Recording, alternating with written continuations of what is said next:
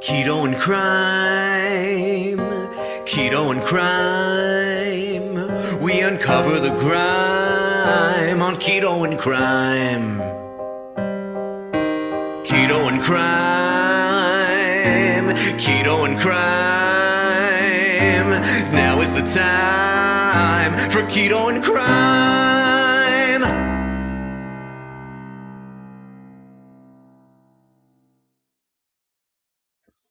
Hey everyone, welcome to Thought Crime. Oh my goodness. Ghislaine, whatever, she has jizz in her name. Ghislaine Maxwell found guilty on 4 of the 5 charges against her. She was acquitted on 1 count of enticing a minor to travel across state lines to engage in a illegal sexual act. So obviously everybody went international, so there was no crossing of the state lines.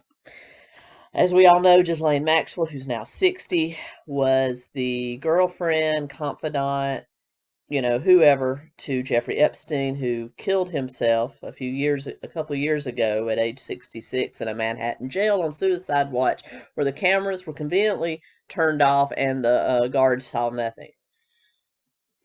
But anyway, he was a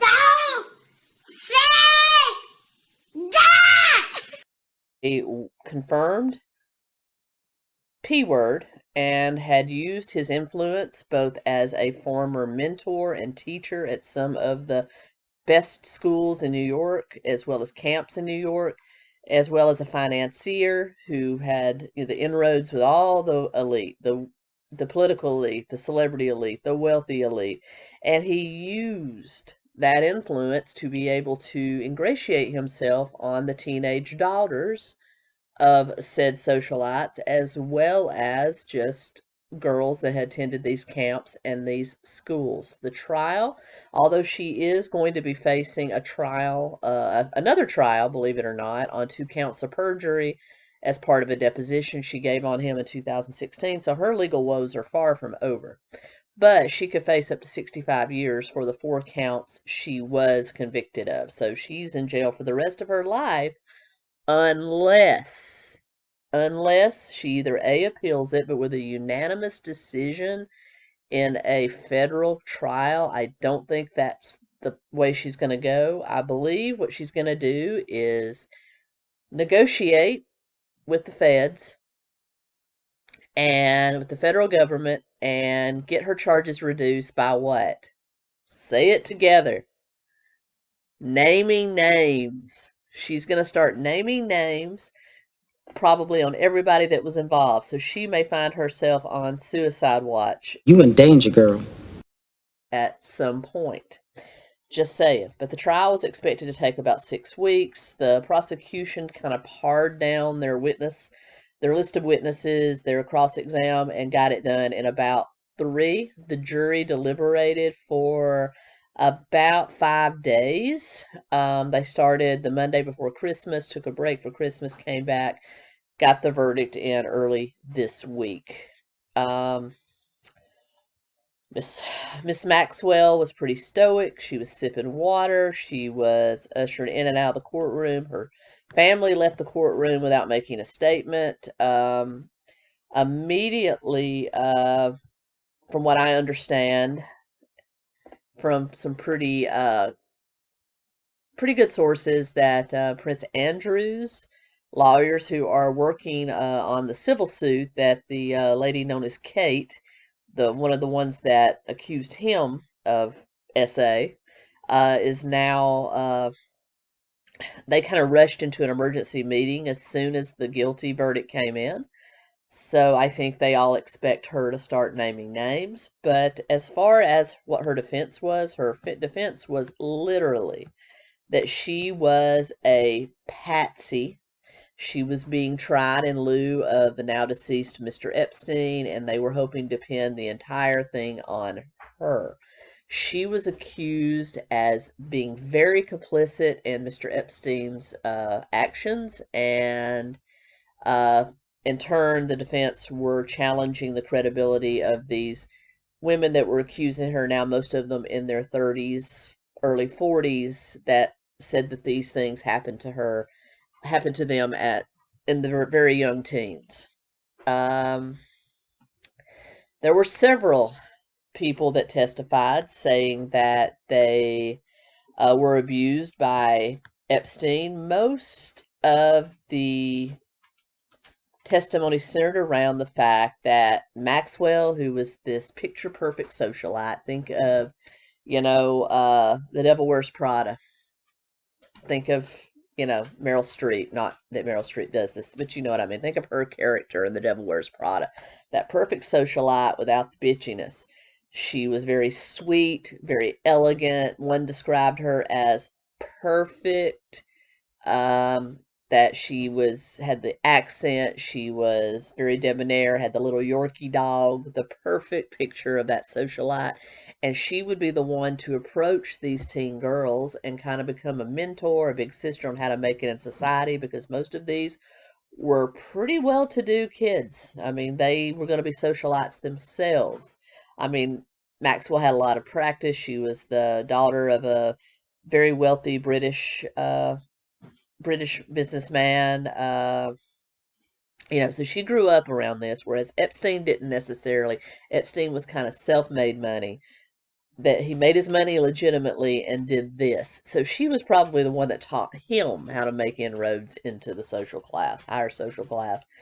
But she would bring these girls in, get them to trust her, get them to trust Epstein, see him as a mentor, and then, according to prosecutors, start to coach them on how to do things like give him sensual massages.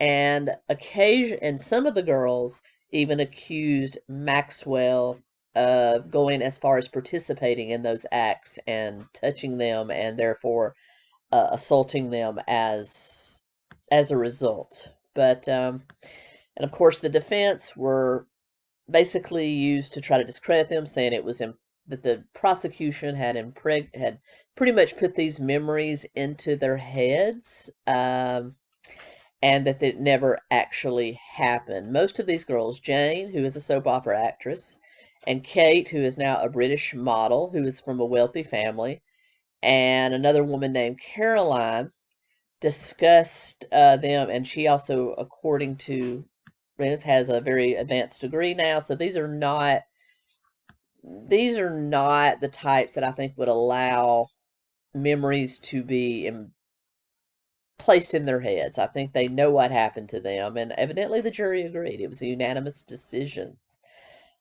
Most of the encounters happened in either the UK or in Florida on Epstein's Island and in New York City.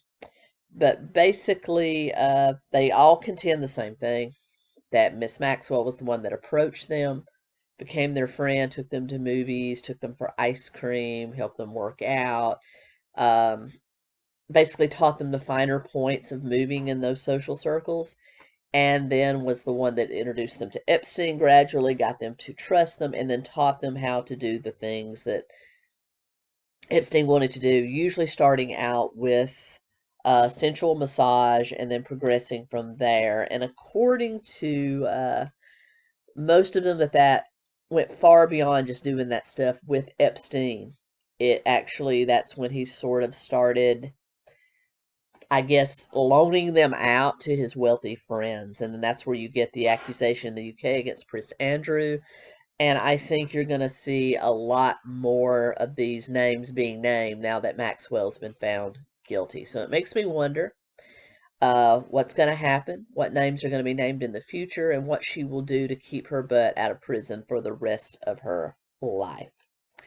I did not follow this trial day by day because I would read up on it 3 to 4 times a week, but my good friend Roberta Glass at Roberta Glass True Crime Report, I'll link her channel down below, we actually went to the trial and sat through all 3 weeks of it in the gallery, so she has the best breakdown of it, so definitely check her out. But in the end, she's guilty, and I'm going to be very interested to see whose names come out as a result. I think they're going to be throwing a lot of money at her to keep her silent, but money doesn't really, going to kind of be like Julius Jones sitting up in jail with, $20,000 being placed on his commissary account. But she doesn't strike me as the type that would be okay with that. I don't think she's going to be okay with spending the rest of her life in federal prison. I think she is probably going uh, to negotiate to get that sentence reduced, because I think she is, in a way, kind of a patsy. I believe she's absolutely guilty of sin. She was definitely part of it, and the gateway to everyone else. So I think they are setting her up as kind of a patsy to get everyone else. And perhaps if she had named names a lot sooner, she might have gotten herself immunity. But it's going to be really interesting to see whose names get named. I understand that, like I said, Prince Andrew's lawyers are on high alert, and we do know that she was connected with the Clintons and others. So we will soon see. We will soon see.